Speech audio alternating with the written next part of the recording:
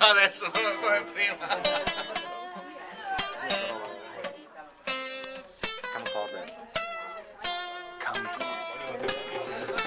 Ci sono uomini sordi solo per sentito dire,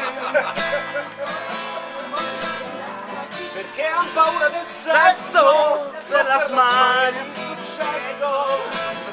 Allora andate a piangere successo. E purtroppo è proprio quello che è successo. Vi prego, non niente di presso, vai con sordi, sempre qui in città, sempre quello che sei, e non capisco mai, se si può regolare questo attrezzo e alzare un po' il volume, regolando di lei, capite se si può.